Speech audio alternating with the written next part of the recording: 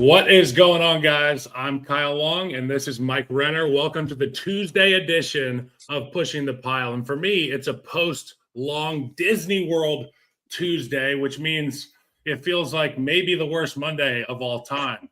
I was thinking about it last night. The smiles and the happiness per square foot is unmatched when you go to Disney. So much magic. I got to take my daughter, who's going to be turning 3, and my wife.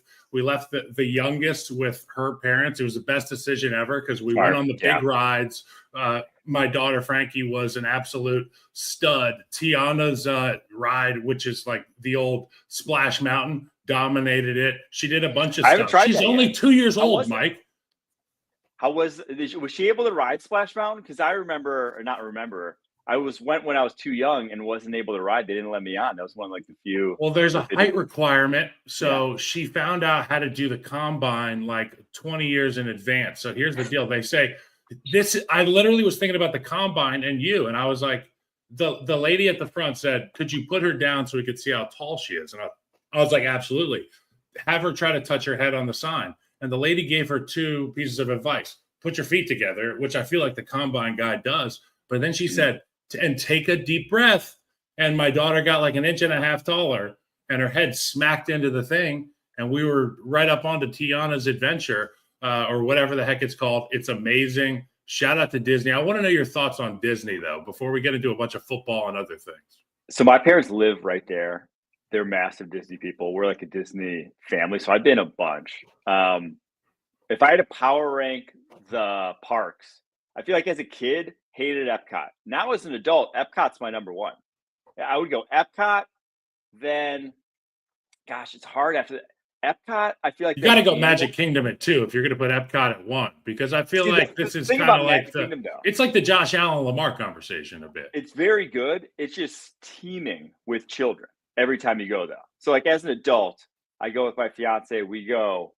You don't want to wait in the line with like a bunch of 5-year-olds. No offense, but that's like the one thing. Whereas, so I feel like it's an Animal Kingdom, then probably Magic Kingdom, and then Hollywood Studios. That's how I power rank them. Which ones you all go to though?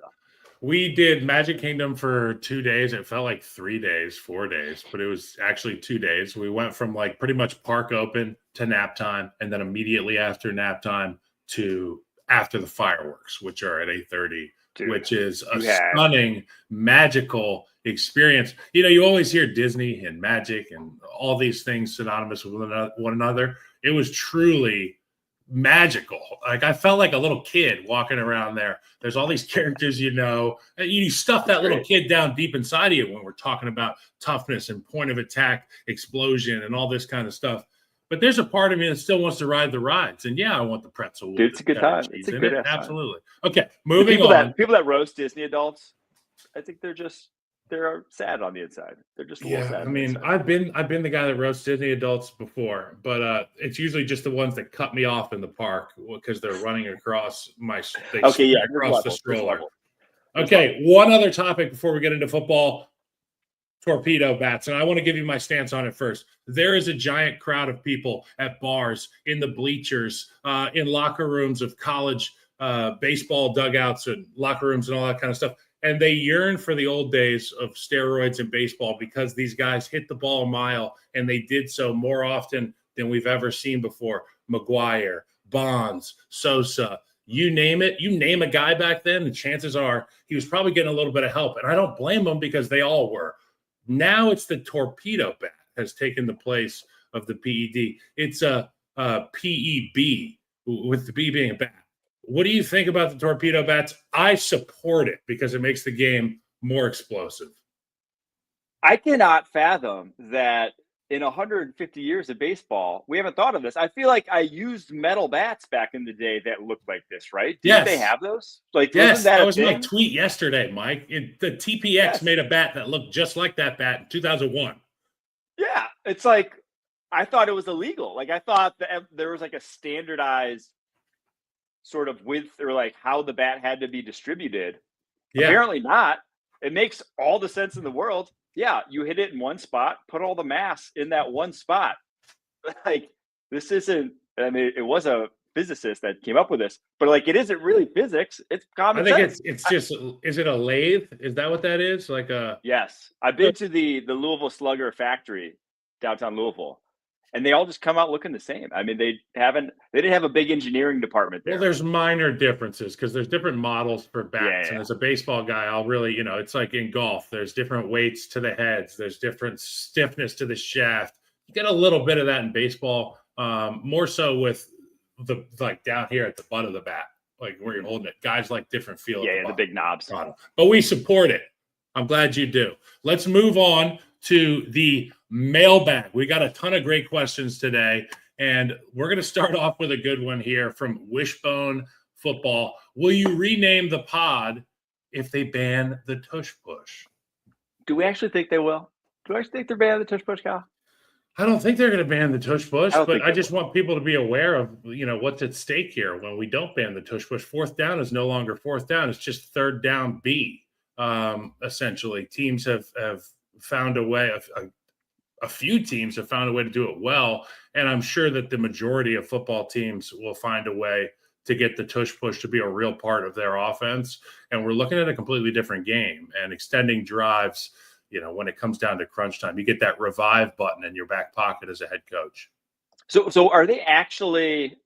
I haven't really. I'll plead my ignorance here. I haven't dug completely deep into the weeds in this. Are they trying to ban that play specifically, or basically go to the college rule of you can't push your own teammate sort of thing? Well, I don't know. Why don't you ask the guy in Green Bay who's writing all these angry emails to Raj? Mark Murphy. Did you know why he was the sacrificial lamb? Because he's retiring this summer. So he was like the guy getting sacrificed at the altar. So no one else can have any blowback because he's going to retire after this. And so he was basically the other owners pushed him to do it so that he would be good on him. And they're sending him off with a castle and a villa in, somewhere in Tuscany. This sounds like a Game of Thrones plot. They're like, he bought a golf course in Door County. That's what he 100%, dude. This is the guy from Dorne in Game of Thrones, who I liked. I liked his character a lot. Okay. We will not be renaming the pod, though. Not renaming the pod. I do think there's an argument to be made that going to the collegiate rule of not pushing your own teammate is, you could say player safety all you want. I don't think it's dangerous, but it's also just is it an aspect of the game that we need? I don't know. I think it's a valid question. I think it's cool. I don't want to see it banned. Brutish. It looks like sour grapes. It's Spartish. It's Spartanish. It feels like the phalanx. People say, have you thought about the Roman Empire recently? There's all these memes about that. Well, yes. I think about that when I look at the tush push, because that's what it is. And it's barbaric and it's archaic. I'm just saying, maybe you find a way to restructure how many people you can put back there shoving old QB1. Okay. So when I was coming out in the draft, there was a ton of guys that were obviously drafted ahead of me. I was 20th. There were, 4 guards drafted ahead of me, a handful of tackles, and I was a guy that could have potentially played either or. When I look back on it, I think about the people that made those decisions and how impactful it was. Who do you see as somebody that's going to be drafted higher than general consensus? And who do you think is somebody that might be lower down the board? Who's going to be hanging around a while in a suit, looking at the cell phone a lot?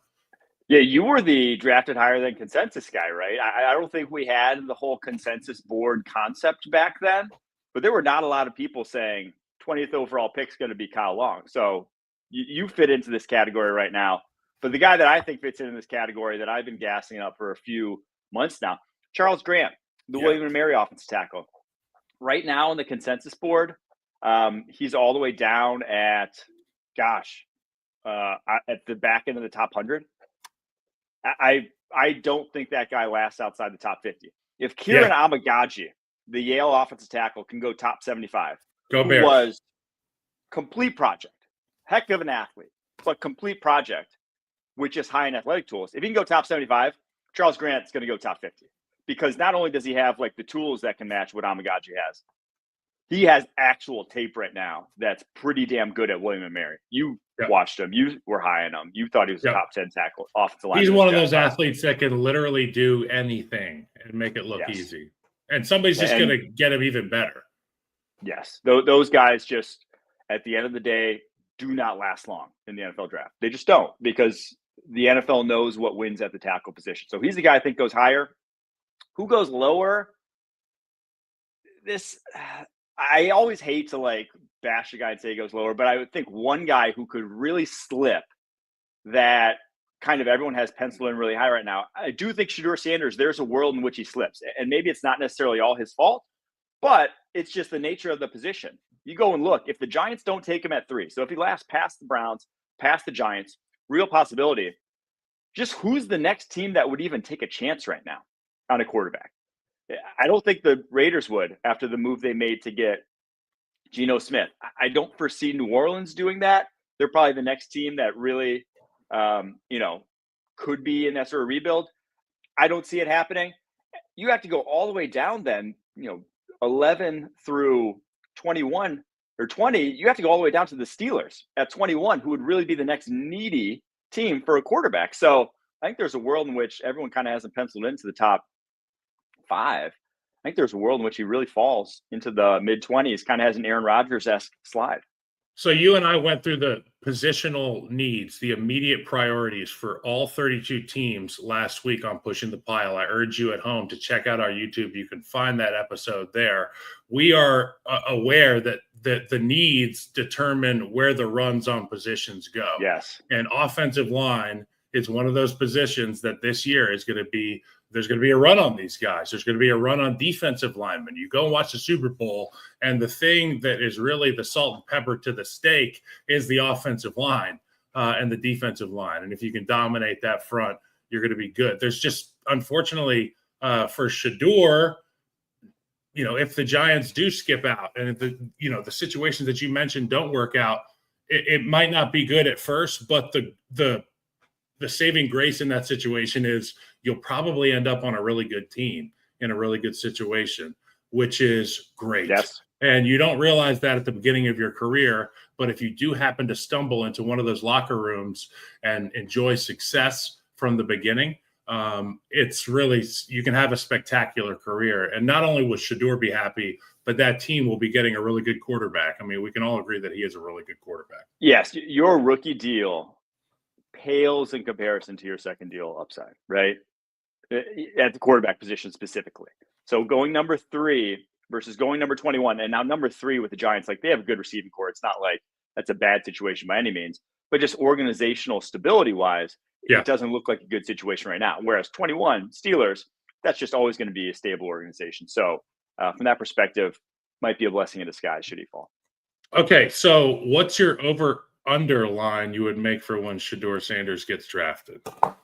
I'm still not like 100% that he falls, right? So I think it's 5.5 is the over-under. So that, right behind the Jaguars, if someone were wanting to jump the Raiders to go get a Shedeur, I think that's fair. But it's like, it's two different, that doesn't mean that like he's going 7 or 8 if he falls. That means he could fall way beyond that. So I still think the Giants are in play. I still think it's kind of like a coin flip right now. That's why I set it at 5.5. Okay, so you mentioned this team earlier, and I'm curious because you have ranted about the New Orleans Saints so much, whether it be contracts or their thought processes on veterans. What are they going to do with the quarterback position? Do you see a world where the Saints could trade up for a quarterback in this draft? This one comes from Gavin Stokes, U4M. No, I just don't, because one, I think Spencer Rattler is a good developmental quarterback option to have. Not that he played great last year, but he's a good developmental option to have. And two, they're trying to win now still. They just are. And so they see that number 9 overall pick as a player to make the playoffs this season. You're not rolling in with Derek Carr's $69 million cap hit on the books in 2026 still there. Yeah. With a massive charge if you cut him. You're not doing that if you want to play for 2027, right? You would have traded him already. You would have reset this thing. They just aren't. So I don't think they trade up for a quarterback. Now, if Shedeur falls in their lap, I could see it, but I still do think this just is an organization that has not turned the page on wanting to compete right now and trying to reset for the future. Yeah, they're not changing the name of the restaurant and changing the signature dish quite yet. They've changed the way that the back of the house operates. Maybe they got a new host, but they're not changing that signature dish right now. It's Derek Carr. They're tied to him. Yep. Poster Prods asks, who is the overall better quarterback, Jaxon Dart or Will Howard? And I will lead with this. Jaxon Dart can swing the hell out of a golf club for what it's worth. I'll let you have the floor, Mike. 200 mile per hour ball speed, reportedly, at a Top Golf. with a squishy ball. Yeah, with those, I don't think they're like made not to fly over the net. So yep, that's even more impressive. I like Dart quite a bit more. Howard's just, he's stiff, man. You know, when we talk about arm talent in the draft, it's not necessarily arm strength. He has a strong arm. If he's off platform, having to do anything that requires basically him to throw with arm and not body with, it looks ugly. It's not good. He just doesn't have that aspect to his game, whereas Jaxon Dart has arm talent. Maybe not a strong arm, but he has arm talent to do more than just operate standing, you know, on a good platform from the pocket. So I like Dart a bit more. I think he's a more fluid athlete out in space, can run a little bit better, add a little more dynamic ability to your offense. I don't love either. I'm not like gassing either up as the top first round sort of talent. You know, maybe Dart, you can draft the second round. I wouldn't bat an eye too much, but I think that this is just kind of a meh quarterback class after Cam Ward. And so that's how I feel about those two, unfortunately. Okay, so we're going to do one more here, and this is from Krusty Critter 6148. One more before we go to break, and then we've got a lot more, so stick around.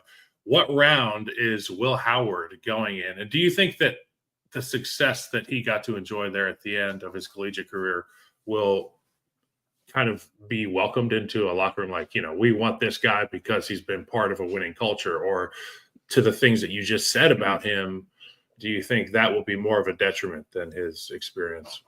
I think it still will, unfortunately, be a detriment to him. He's going to go in the range where you kind of start coveting backups. Now, I think he'll have a good career or a long career in the NFL because of his leadership qualities, because of just the personality that he is, what he's going to bring to an NFL team. And that still matters to teams.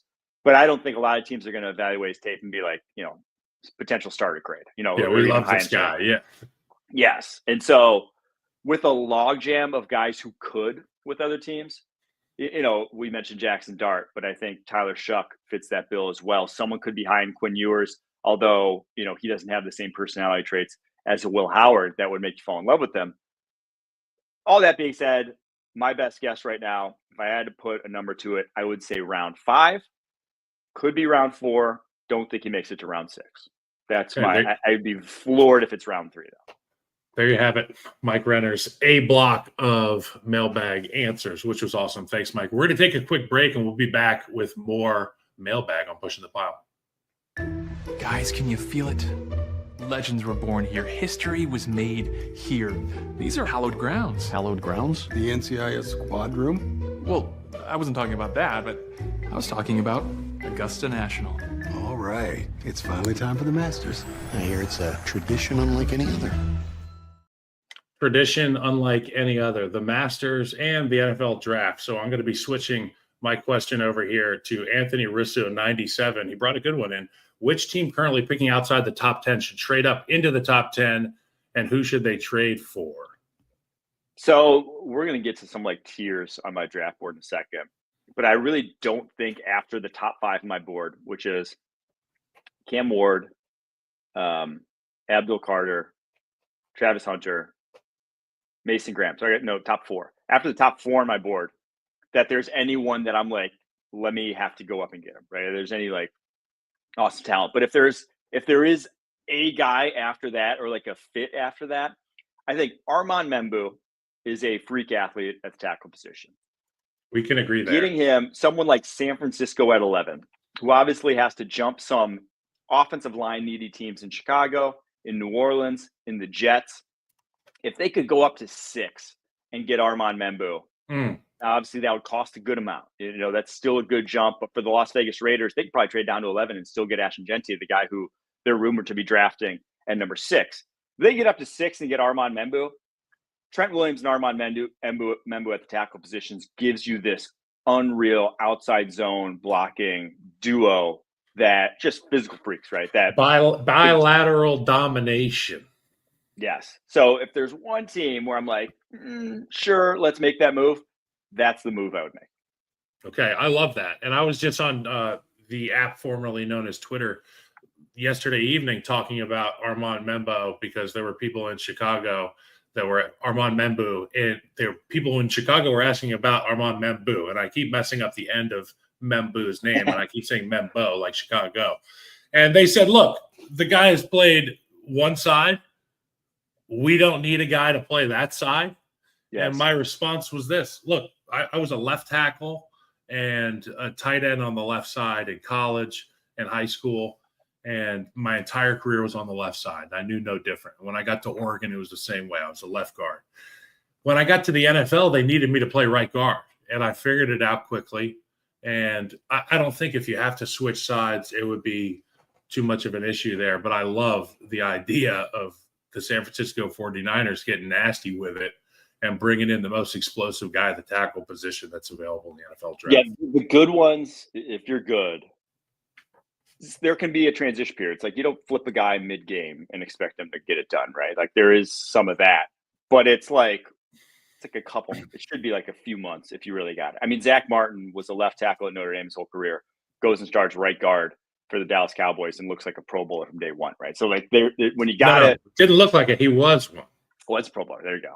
So I remember because my second year, that was the year I got the All-Pro, and that was the year Zach Martin was in the league, and he was a rookie. And I remember thinking, I am never getting an All-Pro ever again because Zach Martin was born like 21 years ago, and Harry Heastand taught him the ways of the Sith, and he did it for a very long time.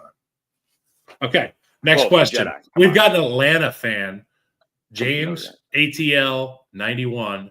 Is there a realistic scenario where a team would want to trade up to 15 and help Atlanta get more picks? It's tough to say, like mid first round trades. The ones that I think could be realistic is if, say, Kelvin Banks is still available. There's that top group of like 3 OTs. Kelvin Banks is still available. Someone wants to get above Arizona to stop them from getting an OT, or someone like, Seattle, who needs interior offensive line. Bengals could use Banks and draft him and play him on the interior offensive line. Someone leaps above those teams to get an OT. I think at DT, if you really love a Derek Harmon in this draft class and want to get above Arizona, who really needs a DT, I think someone could do that sort of move. Or if there's a tight end, because I think Cincy, Seattle could be in play for a tight end, that there's a move to be made where if you really love either Colson Loveland or Tyler Warren because they have unique skill sets, that you go up and get that guy. I was listening to Ben Johnson talk about Tyler Warren. Did you happen to hear this clip? I did not. I urge any of you that have the X app to go and search Ben Johnson, Tyler Warren. And there's a great conversation that he has talking about how the interviewer, and it passes my memory. I'm sorry who the interviewer was because I was enamored with the answer. But Ben Johnson was talking about how dynamic Tyler Warren is. Obviously the ability to line up in a wildcat type set, the ability to split out wide and actually win against somebody. And you are in love with Loveland. You say the skill set that I'm enamored with in Warren, you're even more impressed with in Loveland. Am I correct? Mm-hmm. Yes. Yeah. Okay. I could talk about Tyler Warren and Ben Johnson all day because, I picked last week on my little mock draft. That was my pick, Tyler Warren. I could see why teams would fall in love with that guy. He is massive, by the way, in person. Okay. Westchester Kid asks, best O-line fit for the Bengals that can compete / start at guard and potentially be the left tackle of the future. Westchester, that's near where my in-laws live. Nice. Love it. Bengals, faithful. I would say Kelvin Banks or Josh Simmons are your 2 tackles in this class that could start at guard and move out to tackle if that's what you want from the Cincinnati Bengals. Now, I think in the first round, if they're just drafting an offensive lineman, Tyler Booker feels more realistic. A guy who's just like a guard. Start him day one. Don't have to worry about it. There's no real projection. And he fits along that offensive line that's just like these mammoth oxes. Like, just you're building the strongest offensive line in the NFL right now, and just the most imposing off the bus. That's the case. You want Tyler Booker. That is who he is. The guy is enormous for an offensive guard. Just the frame is huge. So put him next to Orlando Brown, who's only 28 right now. He's going to be 29 over the course of the offseason, but like realistically should be there 3 or 4 more years, the course of whoever you're drafting's rookie contract. So I think that's a little too far out. Oh, Orlando's still a baby, 28. Oh, yeah. Unbelievable. And the Tyler Booker conversation in Cincinnati intrigues me because you've got the guy in Orlando Brown Jr. out at the tackle position. You need stability inside. You need some real glass eaters in the middle. And the thing that you said about the frame, the size of Tyler Booker, there are some guys whose frame and size is a detriment to their ability to be available week to week. And when I look at Tyler Booker, God wasted no space on Tyler Booker's body. It's all football space, and it's the right kind of material. Stop me when I'm wrong. It was built out of leather, pigskin. He just has the build. He has the ability. He knows how to fall. The clip that I fell in love with him, I think it was against Ole Miss. He had a pancake, and he did a front flip barrel roll, landed on his feet. He was able to spring out off the ground and land on his feet. A guy with that kind of size that moves that well will be able to play week in, week out. Okay, another guy. And I'll just say this about the Bengals O-line. You're not running outside zone, stretch zone. You're not running wide runs. You're not doing movement stuff with Orlando Brown and Mary Mims. They are phone booth, run gap, run power, run inside zone. They're a no-nonsense offensive line. That is where Tyler Booker needs to go, right? Like he is that skill set through and through, but he's not an athlete. He's not a space player. That's fine. We don't need him to be a situation where you don't have to be. Yeah. We're not out here running tunnel screens, Tyler. Just put your hat right there on the V of his neck, get that inside hand fit, and run those big ass tree trunks. And then on pass protection, just do the same thing. And Joe Burrow just give Burrow those big pockets. You give Burrow space in pockets. We got 3 guys in the huddle who are heaven sent to this offense. Just go kick somebody's ass, and we'll make it happen. Okay, so which one is this? So from Stockholm, Sweden, this is Dennis Duoli. Why isn't Burden III getting more hype? His tape is so legit, especially 2023. And 2, I love scouting. I haven't done any safeties yet. What should I start with if I want to enjoy the tape of safeties? This is from Dennis in Stockholm, Sweden. Okay, about the burden, because the fall is real, in my opinion. And it's one, because the production was bad this past year, just over 600 yards after going for like 1,300 as a sophomore. And the criticisms, if you've read any of the Bob McGinn or seen any of the clips from the Bob McGinn, who's the formerly of Milwaukee Journal-Sentinel, former Packers writer, but he's got a lot of scouting connections and gets like the scouting quotes every year. And basically, they said that he was a former 5-star recruit. The talent of him, outside of Travis Hunter, he's the most talented wide receiver in this class. You watch him move, and you're like, this guy should be like, he's not too dissimilar of an athlete to like a Malik Neighbors last year. Like he just has high-end juice, high-end movement skills, can cut on a dime, stop on a dime. Like it is truly all there. And again, 4 or 5-star, but they said Monday through Friday, the guy was not showing up, and it shows on tape. He had no interest in blocking in the run game. He was jogging clear out routes when he was not the primary guy. You saw it. You saw it on his tape that he didn't want to be on that football field. He was doing everything to protect his draft stock, to protect, himself from injury. That's not something NFL evaluators is going to like. And with those sort of prospects, you almost, this is like bad to say, but you almost want that guy to fall to the 50s, to the 60s in this class, get a wake-up call in this draft. Because if he goes number 10 overall, you might not see a different sort of, he might still feel, he might still have the same practice habits, you might not see him. Yes. You might have the same sort of guy that you saw in college that just like, he never developed as a route runner. You mentioned his 2023 tape being so legit. Why did he get worse in 2024? That's not usually the way 20-year-olds go, right? It's usually an upward trajectory in terms of your ability. why did he look worse? It's because of, again, what they said, the Monday through Friday stuff. And so if he falls, gets a wake-up call, says like, hey, the multi-million-dollar contract I was expecting didn't materialize, I need to get my what together, that could be the best thing for him. You could be getting a guy who is, perennial Pro Bowl or number one wide receiver in the NFL. But if he stays the same way, and again, like when you're playing slot in the NFL, you have to be able to block. You have to do a lot of dirty work, and he just wasn't doing that at Missouri. Then you could have kind of a high variance player that just never quite lives up to his potential. That's the big thing with him. I agree, though. The talent is off the charts with him. I'd still buy in somewhere, pick 20 or so on. I think he's a lot of times money at the end of the day still talks. And if you have the possibility of $100 million contracts, the guy will probably figure it out at some point in time. I liken it to the end of the NASCAR season before the playoffs. So in NASCAR, if you win a race during the regular season, you automatically are in the playoffs. I'm probably wrong, but that's the way that I understand it. So these drivers, they don't have to try to win. They're all trying to win all the time. Okay. All these NASCAR guys, but there are some races where something happens and then they just gotta, they're in the middle of the pack. It kind of sounds like Burden has that look ahead situation going on. Like, to your point, 2023 looks great. What happened in 2024?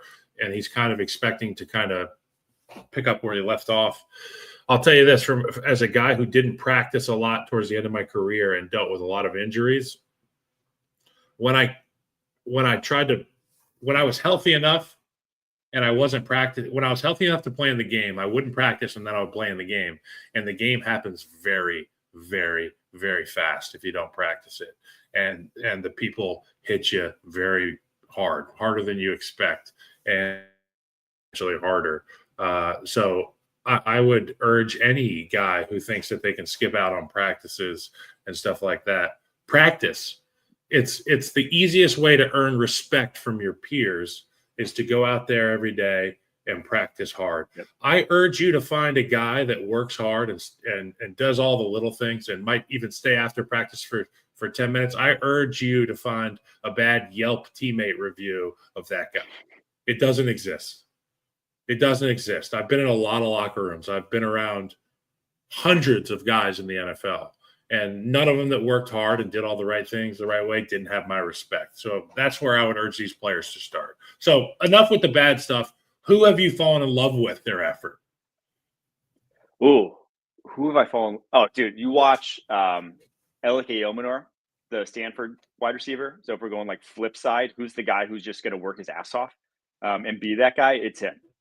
And he came to the combine and we sat down with him and he basically said as much. He's like, dude, I approach every day like I'm a professional and this is my job and I want to be the best at my job. And he's going to get there, do everything right. And you watch him on tape. There is the very first play of the Cal game. It's like a run the opposite way. He's at left wide receiver on the line of scrimmage. It's like a run, maybe like power the other way. He just plants his cornerback. He goes up, takes him, and plants, I think it's Noel Williams, plants him right in the turf. And it's like, if you're a doesn't even try to run him off. He's like finishing his guy on the back. Yes. That happens to you, you know it's going to be a long day. And he's jacked. I mean, like, he is a big-ass wide receiver, like 6'2", 210, shredded. Like, you don't want them. That's the guys you want. So who's going to go maybe earlier than expected because of what they do effort-wise? It wouldn't surprise me if Elike Omenor is like a pick 35, pick 36 sort of guy, just because he's going to set the tone for you at the wide receiver position, even if he's not this insane talent that a Luther Burden is. Okay, so P-Town _ Oh, wait, I didn't answer the safety part of that question. Sorry. With safety swap, so yeah. Start with Brian Branch in the NFL. I think if you ever get into scouting and you want to start scouting college players, always start with watching guys in the NFL. Because when you watch college, you have no frame of reference. When you just watch college players, you don't know what it's supposed to look like. Brian Branch and the way he plays the game of football is what it's supposed to look like at the safety position. Now, he's not the most physically gifted. He's not obviously this elite athlete by any means. That's why he fell to the second round. but the way he plays the game is what it's supposed to look like. And then after that, go check out, I think, Malachi Starks from Georgia, Xavier Watts from Notre Dame. Those are the two guys at the safety position in this class where it's like they play the game the correct way at the safety position. They have high floors because they are already so adept at just the ins and outs of the position, even if, maybe their ceilings aren't as high as a Nick-a-man Warriors because they don't have physical traits. Those guys look like, at minimum, they'll be darn good safeties in the league. I like what you said about having a frame of reference and not knowing what it's supposed to look like until you watch the best. It's like I would urge offensive line, O-linemen. I have kids in my DMs asking me about drills, asking, just go watch Zach Martin. Just go put on Marshall Yonda film. Go find a YouTube highlight of some of your favorite players and just study it. I remember when I was in junior college, I didn't have any frame of reference for offensive line because my dad's expertise kind of ran out when I got to college. It was like, I taught you how to go play hard and keep your hands inside. The rest is up to you. So I would watch Jake Long highlights. I knew he was the number one. I knew he was the number one pick, and he was like the consensus pick. And I was like, there must be something to that. And I would be getting taped in the training room at junior college, and I would just be on a 6-minute loop of Jake Long. So if you're a young player, find a guy that's the best at what you do and do that. And for me, it was one step above me was the Michigan film. I was in junior college. I needed to watch a D1 guy. So if you're trying to scout the best, go to the NFL. Okay, moving on. P-Town 721. He wants to know a little bit about tight ends. He mentions Pitts and Bowers being more tight ends. Are Loveland and Warren the most complete tight end prospects to come out in the last 8 to 10 years? So, yeah, like Pitts and Bowers, I think he's meaning more like receivers that happen to be called tight ends. Yes. So in quotations, tight ends. Yeah. So the first rounders of the past decade, I think the only one that comes to mind who's like in that ballpark. So it's Bowers, Dalton Kincaid, Kyle Pitts, TJ Hawkinson, Noah Fant, Hayden Hurst, OJ Howard, Evan Ingram, David Njoku. Those are your first rounders the past decade. The only one that I think is in that like mold where it was like known as much for his blocking, inline play than he was for receiving ability, probably TJ Hawkinson. The rest of those, I mean, I don't know how Hayden Hurst was a first round tight end, let's be real. But the rest are like known for what they did as receivers and their athleticism and drafted that high for their traits. Warren is more in the mold of like TJ Hawkinson, where already an awesome inline blocker. I think Loveland's a very good blocker as well, just doesn't have quite the prototypical size. So I think Warren's probably the most complete tight end if you just think blocking, frame, receiving ability, even if it's not high-end receiving ability, like has all of it. Whereas Loveland, I think doesn't quite have the size yet to be it, but like those two, that duo is definitely the best duo that I've seen come out in the draft in terms of completeness between the two. That's why I'm like, these guys just have such high floors that if you really want to feature a tight end in your offense, it's really something you want. I mean, shoot, you can draft this guy, number 10 if you want, number 11, like it's not too high. They're just very, very good tight end prospects. So yeah, I think that's a fair assessment to say they're in that mix. TJ Hawkinson, though, was a very good tight end prospect. That's how he went number 8 overall. A very complete guy, even if he wasn't. I think probably both Loveland and Warren have better receiving tape, better pure can they get open tape than TJ Hawkinson did. Now, if we were to stretch this experiment out past 8 to 10 years, and let's say 15 to 20, or if there's somebody you think of that's 25, who is, who's on that list for you? I think the last tight end who I was like, he's a great all-around prospect. It just had it. It's probably Tyler Eifert. Really fits that mold of he was an awesome receiver at Notre Dame. He could block in line. He had great size, great frame, just a nimble athlete. He was great. I mean, you probably got to go back. They used to draft tight ends like high, right? Like back in the day. I feel like you rarely see that anymore. Your Kellen Winslows of the world. Jeremy Shockey was a monster. I wasn't obviously scouting back then, but like God, he was a freak. He was one of those guys, probably all the way back to like Tony Gonzalez, 1997, where you get like just a real all-around awesome tight end prospect. So how about Heath Miller? Again, how about some Heath Miller love? Okay, shout out to the University of Virginia. He's the head coach at our high school. Really? Yeah, dude, he's a beast. He's pretty much just a beast. Okay, yeah. Yeah. Okay. Tight ends. I mean, I look at this list and you said Hurst, Hawkinson, Fant, Howard, Ingram, Njoku. I mean, these are outliers we're talking about here with Loveland and Warren. I think where the NFL's gone wrong at tight end is just drafting athletes, and not looking for. He played basketball. Let's sign him up. Yes, like OJ Howard was just tested amazing. Could that guy get open?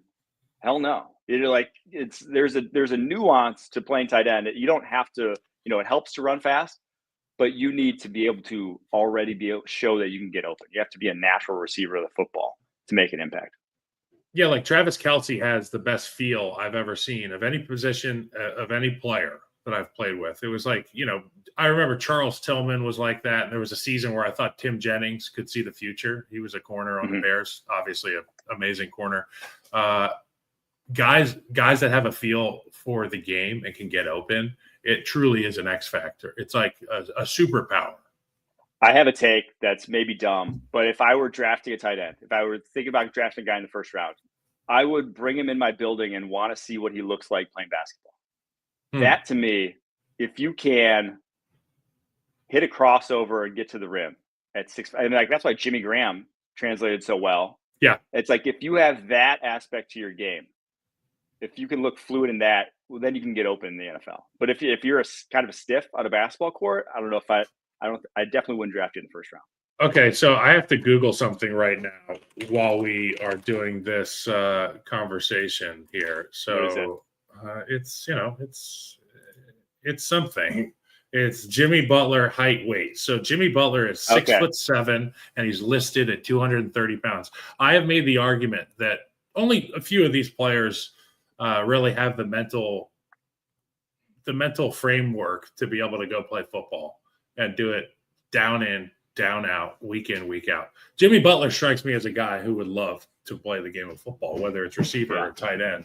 Now, at 230 pounds, I would probably say he would be a receiver, 6'7", 230, because he can run. But do you think he would be more of a tight end type guy like this Jimmy Graham mold? Well, so in basketball, your cardio has to be such that you just can't keep on muscle the same way. I think, if you just had 10 years ago dedicated to football instead. 255. Easy. We love Jimmy Butler around here. At least I do. Okay, we're going to take a quick break before we get to more mailbag. This has been awesome, Mike, and thank you for doing this. We'll see you guys here in a minute. We dig it. Do you?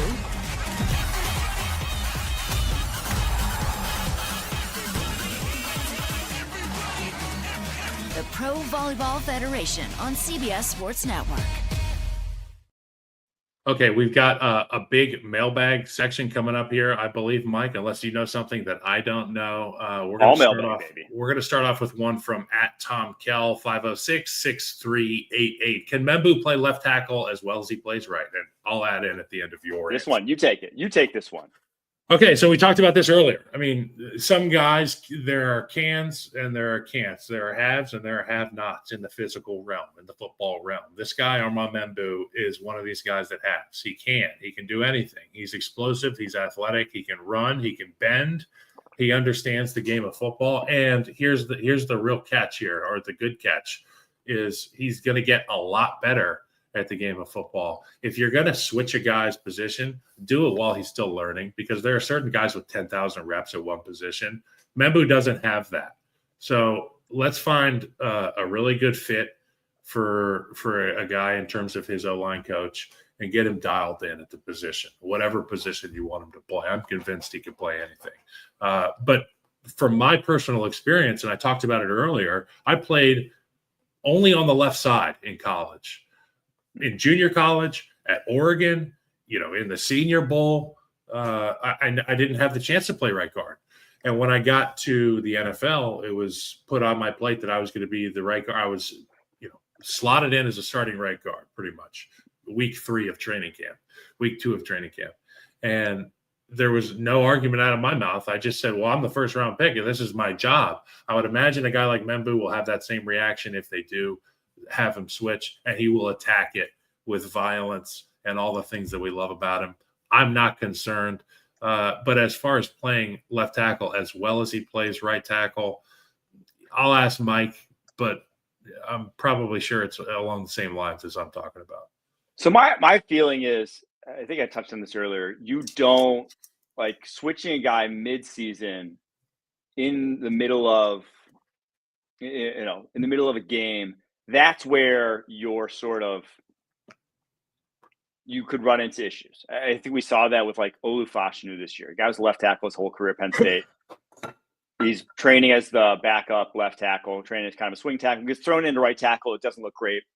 Tyron Smith goes down. He goes to left tackle, and all of a sudden it's like he flourishes, looks back to his old self. It just might take a little bit if you are a one side flipping to the other side. It's just not like the technique or whatever doesn't hit right away.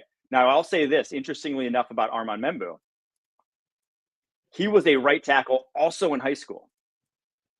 And so he has been right tackle forever now, like never going on the left side, which I think when that's the case, you worry maybe just a touch more, has a lot of ingrained patterns that it might take a little bit longer.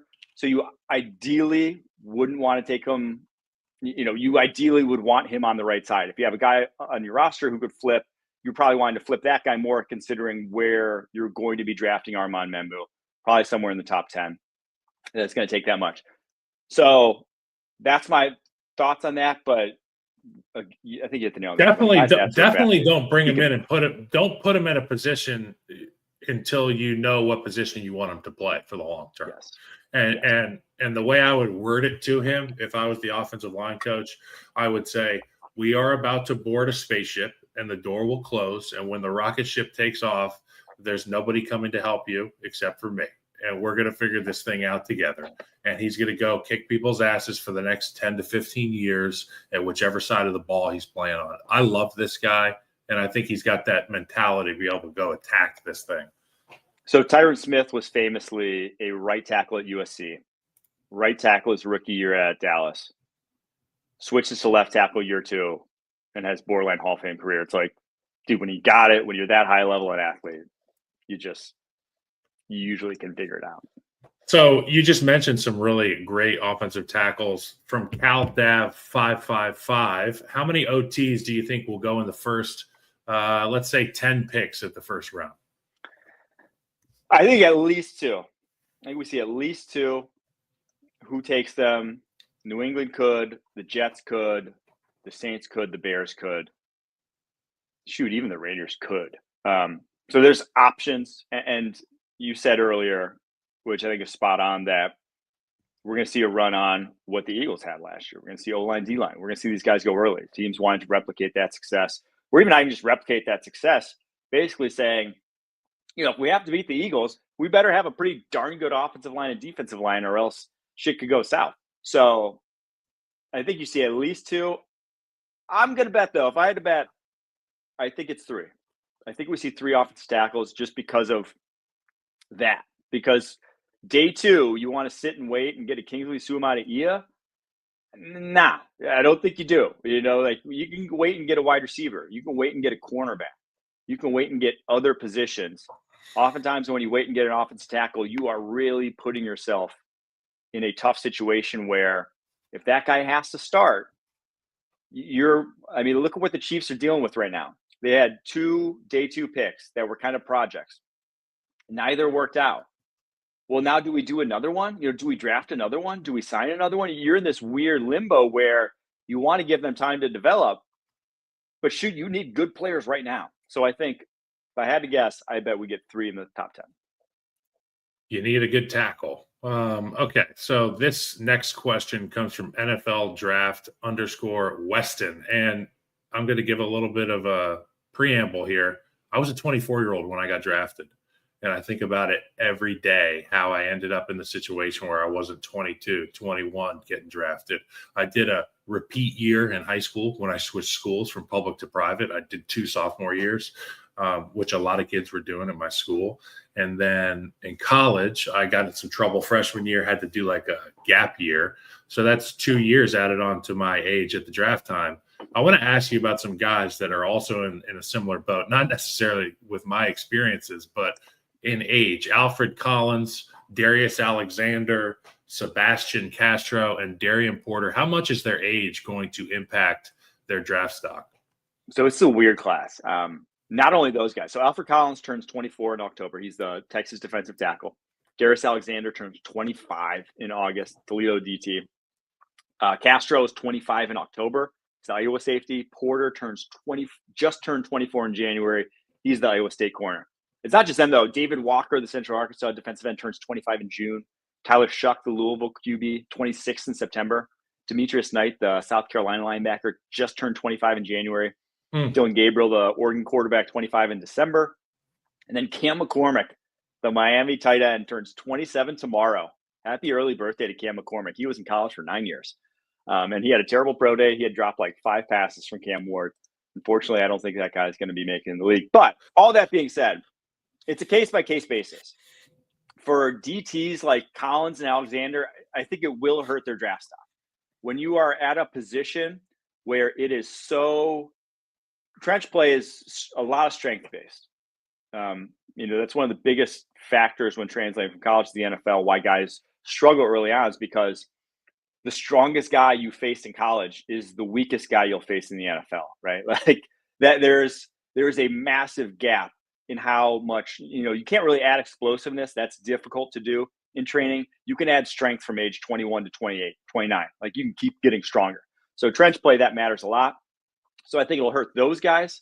Someone like Darian Porter, though, the Iowa State corner, I don't think it'll hurt him as much. The guy's only been playing corner for 3 years. Like he has a real excuse for why he's an older guy coming out. Someone like Tyler Shuck or Dylan Gabriel at quarterback, it's more just quarterback development is such a oddity and so different from other positions because it's so mental as opposed to physical development that if you see the guy master it mentally, you almost feel better about that, even if it took him till being older. We saw it with Bo Nix, we saw it with Joe Burrow, we saw it with Jaden Daniels. Those were older quarterbacks.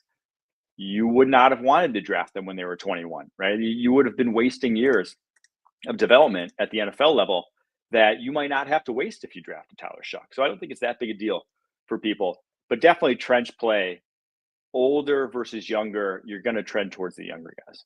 Yeah. And I mean, if you're going to buy a used car, you want to find out where this car has been. I wasn't going to say it because they're not paying us. No free advertising. But you want to know where these cars have been and what they've done and who is driving them. And when I look at a defensive lineman, it doesn't matter who's driving him. It doesn't matter where he's been. He was a defensive lineman. He was getting compressed all the time. He was taking a beating in the trenches. And at that age, those numbers start to pile up. If you're telling me a guy's been out there playing 7-on-7 at the receiver position or covering a receiver at the corner position and was in college for an extra 2 years, I have far less concern than some of these guys at the line of scrimmage. In fact, I think having an older quarterback might be a good thing coming out because not in terms of on the field, but just habits. You start to become more of a man here in your mid-20s. Yes. I look at a guy like Dylan Gabriel, and he's had a lot on his plate the last few years. That's an underrated thing, too, is that when you stay in college longer, you are forced to become the veteran, right? Like you're forced to almost by nature of the rest of the locker room is looking to you to set the tone. It's like when you're a 32-year-old in the NFL, it's like the rest of the position groups are looking to you. Whereas if you're coming bald, out when you're a junior, whether you like it or not, the rookies are looking at you. Okay. Yes. So when you're a 21-year-old or 20-year-old coming out, you could have just been the most talented guy and never had to develop any sort of leadership ability in a locker room. Yes. Amen to that. Okay. So we're going to move on. NFL 3 and Out is asking, what's the most important traits you look for in quarterbacks when scouting? And are there red flags that just remove the quarterback from your board? I tend to agree with Bill Belichick, who said processing speed is the most important thing. Just your ability to make decisions, whether it's, just any decisions, whether it's like how you deal with pressure, how you read coverage. Like there's a lot of decisions that need to be made at quarterback on a play in, play out basis. Your ability to do that fast and quickly, consistently, that's the most important thing. So processing speed. After that, arm talent, toughness, those are up there, accuracy, all things that you want to see. But like, it starts with what's between the ears with a guy. Red flags, the quarterback position. Honestly, I mean, like, there's a lot of things that are red flags. I think the biggest one to me is how they handle pressure. Panicky, letting your mechanics or your footwork really suffer under pressure, really not being able to handle it, turning into a turtle, things like that. Those are the biggest red flags, because your collegiate pocket compared to your average collegiate pocket compared to your average NFL pocket is so night and day. Like, your average NFL pocket is truly like a pocket. It's like the center of a catcher's mitt. Your average college pocket is like the 3-point arc in college. Like, it's you have space more often than not in college. So that's the biggest thing, is that you're going to have to, if you're at the quarterback position in the NFL, throw when it's uncomfortable on a down in, down out basis. That just, if you don't have that to your game, an unwillingness to do that, those guys just don't. Those guys just almost never figure it out. I don't scout quarterbacks for a living. Well, I guess, I'm going to start getting into what makes a quarterback good, and you're going to teach me. So I'm thankful to have you as a friend, Mike, and a co-host. But I can tell you this, as an offensive lineman, I'll tell you some green flags and some red flags for a quarterback too, if you care to hear it. For me, sure. The green flag is watch the quarterback after there's touchdowns that he throws. Ooh. What does he do? Who's he slapping on the ass? Who's he high-fiving? Who's he with? A lot of times you see some of these quarterbacks that are universally loved, like Baker Mayfield. They're with their offensive linemen. They're with their guys. And I feel like red flags, you can find them if you listen to the press conferences. I would say more often than not, the guys who are less is more are the guys that I would want to play for, and the guys who are up there waxing poetic and maybe sometimes throwing some people under the bus, I would say that to me is a red flag. So AJ the Falconer. You very much have you seen Draft Day? I have not seen Draft Day. Where no one goes to the quarterback's birthday party? Oh, red flag. No, that's it. Went. I was on when I practiced for the Kansas City Chiefs for a year. I got to go to all these team events that were put together by the leaders on the team, Patrick and Trav. They would always make sure that the guys were together. Like, we're having a dinner on Thursday. Make sure you come. You show up. Every single guy's is there. Every single guy's wife or girlfriend is there. You know what I'm saying? Like, that's leadership. I would imagine a guy like Baker does the same type of thing. And there's obviously a slew of other quarterbacks, Lamar, Josh Allen. I'm sure they're great guys. But I've seen it in person with Patrick. That shit matters. Okay, AJ the Falconer, when evaluating a prospect, what are some signs that you should break from the consensus, and what are some signs that you should trust the consensus when you defer and not leaning into your own evaluation too heavily? So I think you should also always lean into your own evaluation, right? Like that is, I think people err a little too much, at least in the media side, team side, whatever, but too much into the wisdom of the crowds. And wisdom of the crowds is a real thing. There's books written about this phenomena that if you get the opinions of basically a bunch of guys who know a good amount about a subject, oftentimes they are more correct and can make better predictions than one person who's a proclaimed expert, right? But I do think it's not infallible. And that my take is basically, if you differ greatly from the consensus, and you should have a handle on what the consensus is. I think it's an important part of the evaluation to just know what people think of this guy, because then that, again, kind of like shapes and gets you better at seeing what everyone else is seeing.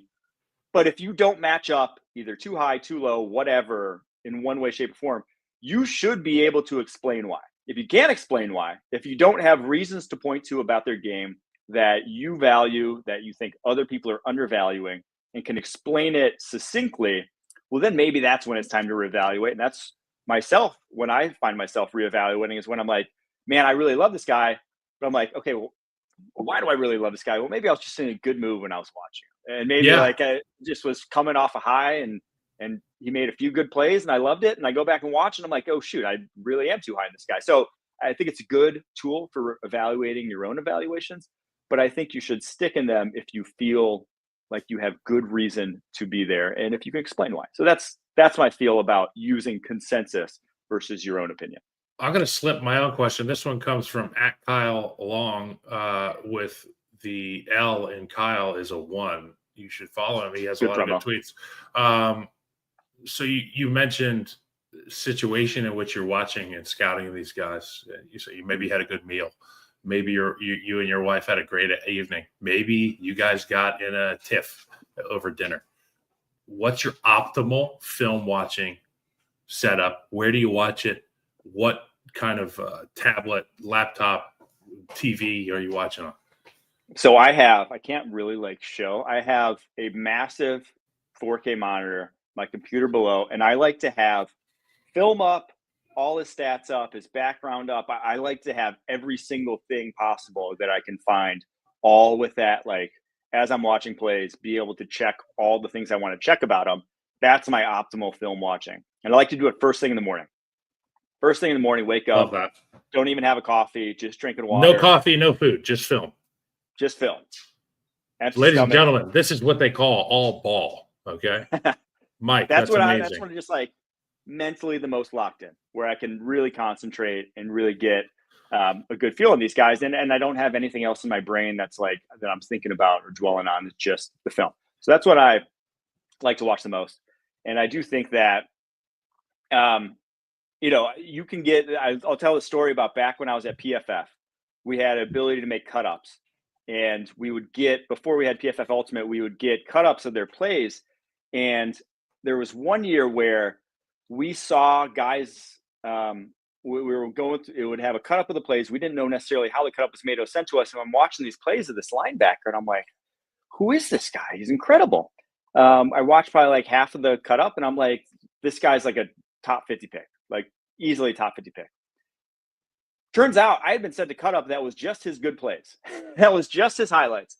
And so if you really are just watching highlights of a guy and just watching the curated good stuff, you can be swayed. So that's why you do have to watch more than one game, have to watch more than a few snaps. Now, obviously, you can tell if a guy's got traits to translate to the NFL very quickly early on. And if he really has nothing to his game, you can move on from guys like that. But you could be swayed to think a guy is great by catching the wrong film. And you really need a holistic sort of view on a guy. You need to watch more than just a highlight reel when you are watching prospects play.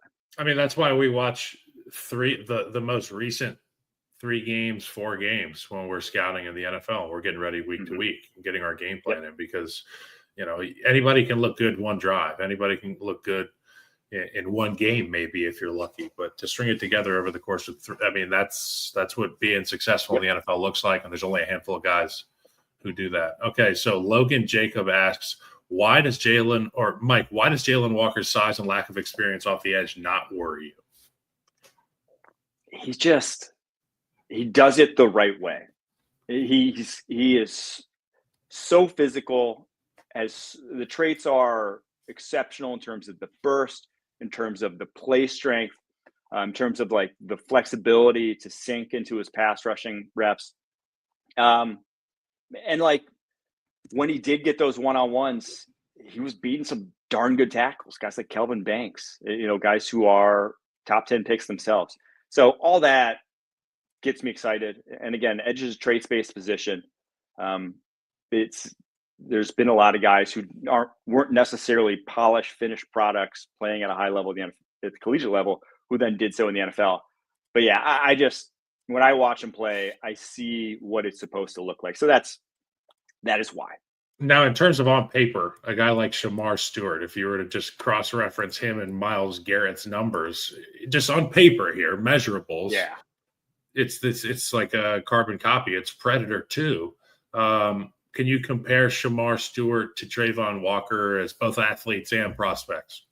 So Walker is probably a little bigger, longer. I mean, Walker to me always felt like more of an interior body type, like a 3-4 defensive end. He's just got that really long frame, higher cut. He just felt like a guy who was meant to play in the interior. And that's what he did at Georgia. And that's why, oftentimes in Georgia, their scheme. He was doing the Michael Williams role where a lot of pass rushing snaps, they do so much in terms of stunts, in terms of blitzes, that they're doing a lot of schemed rushes where those guys are almost placeholders in pass rushing reps. A lot of times they're just executing. I got to get from the C gap. They're running a route A-gap, as opposed to feeling it. Yes, that's a great way to put it. Like it's like watching a receiver who just looks at the diagram and doesn't get it. Yeah. It's like if you watch a slot receiver and all he does is run spot routes. It's like you have no clue what he can do as a route runner. He's just going to a spot and stopping. That's kind of what those guys are doing as pass rushers. Where Stewart is playing a more traditional traditional edge. And now people were scared of Texas A&M defensive line. I do think people threw quickly, a lot of quick game stuff against them. They schemed around not letting those guys get home because it was just across the board such a dominant unit. So that aspect to his game, I think, is maybe a touch overblown that he didn't have more production. There just weren't so many opportunities. But what I see as the biggest difference between those two is body control. Trayvon Walker had, and you saw it in his reps when he drops into coverage. He's so fluid in space and has such good body control to contort, to do things that you need to do to win in the trenches. Shedeur Stewart, I question his body control. And you see it with his just ability to finish tackles. He is terrible one-on-one as a tackler. That's a big reason why he only had 1.5 sacks. He had a lot of opportunities, a lot more than 1.5, but he just can't finish them consistently. And that's something that is only going to get harder at the NFL level, right? Like the backs that you're facing, the quarterbacks that you're facing, they're only going to juke you out more and more with the athletes that you're seeing. So that's the biggest worry with me, is that I see a guy who doesn't have the body control or hasn't shown the body control to basically make himself skinny as a pass rusher, to finish plays in space, even if he's as twitched up and as explosive as someone like Trayvon Walker. I think there's just a difference in the fluidity of movement. At the offensive line position, it was always, does this guy understand force through the ground or leverage, as a lot of people, say. And, people are always talking about uncoiling their hips and yada, yada, yada. Some guys just feel it. And you can maybe teach some guys to get it. And on the defensive line, my dad, who was pretty good at defensive line, he would always say, some guys just run to darkness and they don't understand you're supposed to attack edges and you're supposed to leverage blockers and try to set people up. And it's a boxing match and a fist fight in a phone booth, but you're attacking edges at the end of the day. Everybody loves jacking people up, but if you can really find a way to win early in the down and why. Where are we jacking people? There? Yeah, you're jacking people. Okay, so this is actually going to be my favorite. Did you see that White Lotus episode? Never mind. Dude, yes. I'm not going to do any spoilers.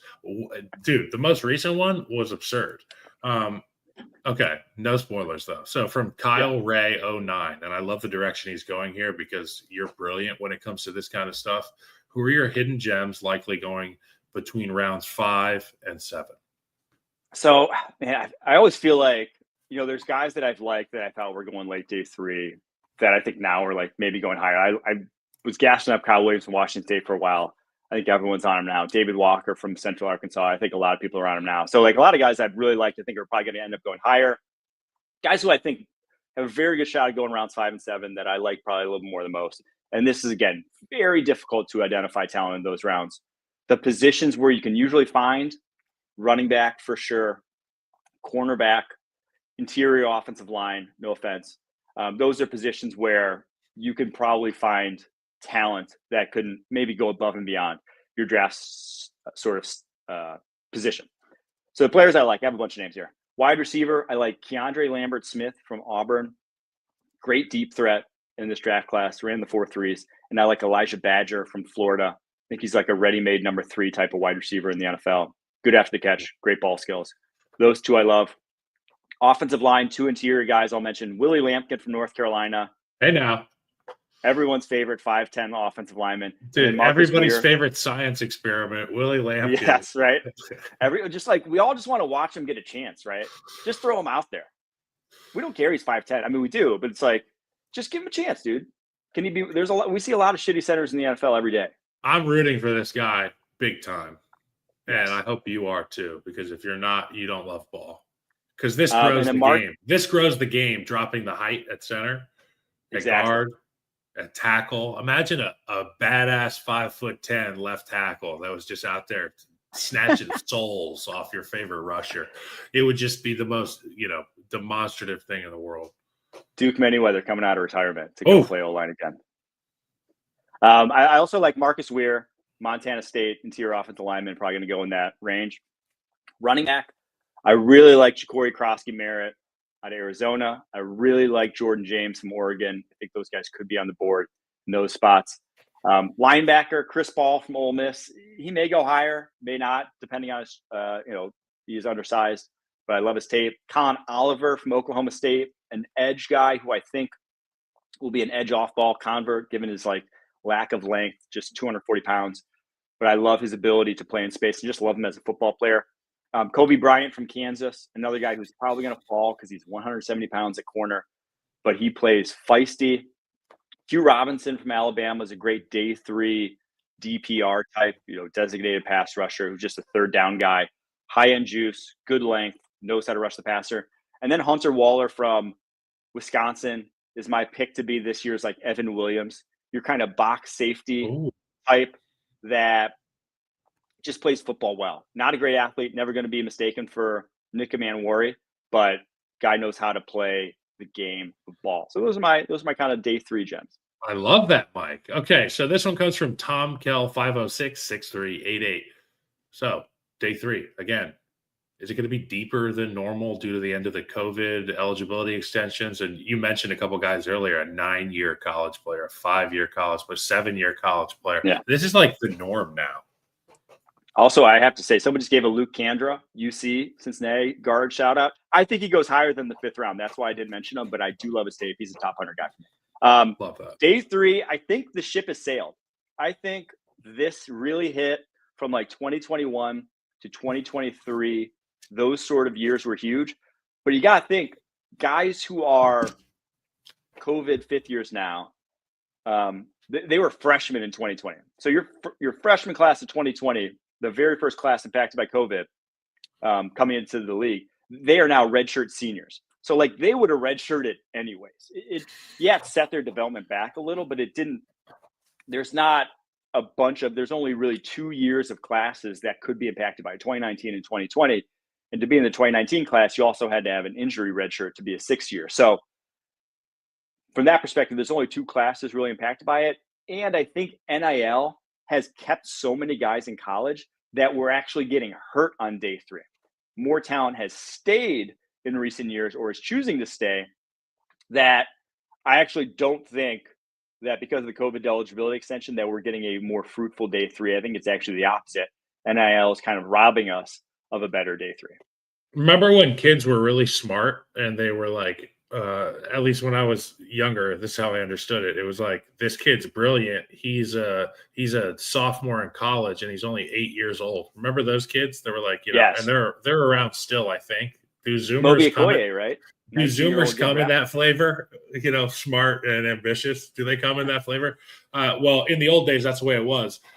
For young guys that are extremely talented in football, I would urge you to take the same track as those whiz kids. And I would say, get to college as quick as you can, play in college as little as you can, and get to the National Football League and be with the best and get coached by the best and enjoy your youth in the NFL, regardless of how much money they wave in your face in college. I'm telling you, it serves you well to go. And it might just be my opinion, but get out of Dodge as quick as you can. Win some games. Really enjoy your time. Be a great teammate. Do all that stuff.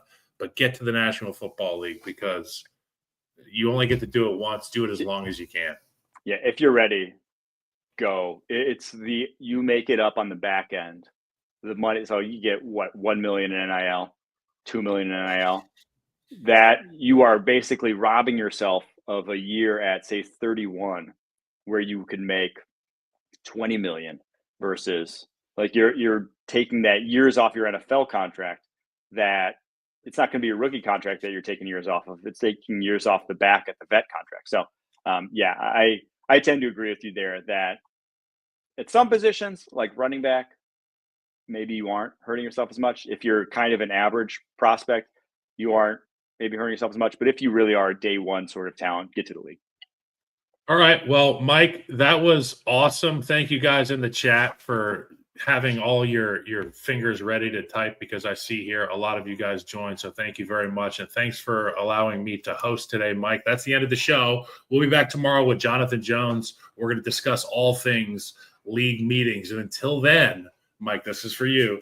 Keep pushing.